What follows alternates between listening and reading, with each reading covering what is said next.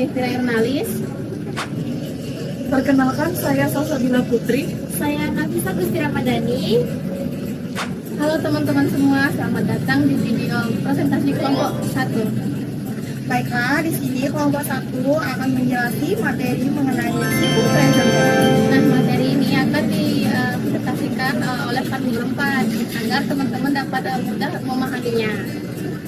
Baik teman-teman, dari pembukaan teman-teman kami yang sebelumnya, semoga dari video ini bisa bermanfaat bagi teman-teman semua.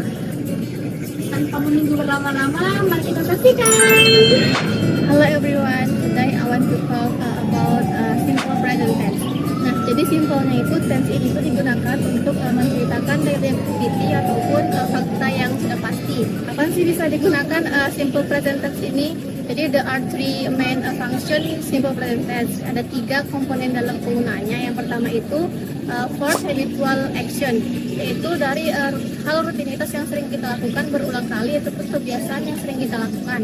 For example-nya itu kayak I take a bath every morning, kayak kita tuh kan mandi selalu setiap pagi atau selalu setiap hari gitu. Itu kan hal yang sering kita lakukan. Jadi itu tuh bisa masuk ke dalam simple present tense. Yang kedua for general truth, yaitu yang menjelaskan tentang sesuatu itu faktanya yang bersifat yang tidak bisa dibantah ataupun yang bersifat universal. Nah, contohnya itu kayak the sun rises in the east, yaitu matahari itu kan terbit selalu di timur. Itu termasuk fakta yang tidak bisa dibantah. Terus yang ketiga itu adalah for present condition, yaitu menjelaskan tentang kondisi yang saat ini. Kayak for example-nya itu she feels happy ataupun I feels happy, kayak aku lagi merasa bahagia nih ataupun dia kelihatan lagi bahagia gitu.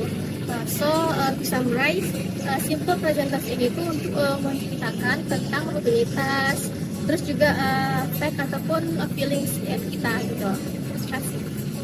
Selanjutnya ada keterangan waktu tense. Dalam bahasa Inggris, tense atau keterangan waktu adalah cara untuk menunjukkan kapan suatu kejadian terjadi.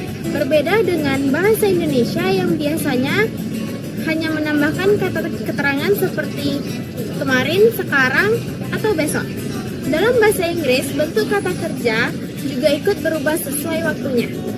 Secara umum, tense dibagi menjadi 3 jenis utama, yaitu yang pertama ada present tense atau masa sekarang. Digunakan untuk menyatakan kegiatan yang sedang terjadi, kebiasaan atau fakta umum. Yang kedua ada past tense atau masa lalu, digunakan untuk menyatakan kejadian yang sudah terjadi di masa lalu. Yang ketiga ada future tense atau masa depan, digunakan untuk menyatakan rencana atau kejadian yang akan terjadi. Perbedaan utama dari ketiga tense ini terletak pada perubahan kata kerja dan penggunaan kata bantu seperti will, did, atau I am, is, are.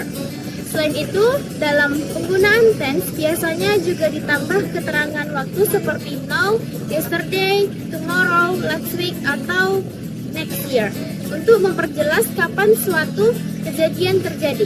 Jadi, tense dan keterangan waktu saling melengkapi agar kalimat menjadi lebih jelas. Oke. Baiklah, di sini saya akan mengasih contoh dari verbal sentence. Sekarang kita masuk ke verbal sentence, yaitu kalimat yang menunjukkan action atau tindakan. Ingat ya, predikatnya wajib menggunakan verb one. Ada 3 kalimat dari verbal sentence. Yang pertama itu positive form. Rumusnya itu subjek tambah verb one tambah s atau is. Untuk subjek I, you, they, we gunakan verb one. Biasa contohnya itu seperti I written a letter. Untuk subjek her, she, it itu tambahkan s atau is pada verbnya. Contohnya itu he goes to school. Yang kedua itu ada negative form. Itu contohnya subjek plus do atau does plus not plus verb one. Kita gunakan do atau does plus not. Contohnya itu seperti they do not know atau the does not bring the umbrella. Kalau sudah ada does akhiran s atau is pada kata kerja itu nggak usah digunakan atau hapus aja. Yang ketiga tuh ada interrogative form.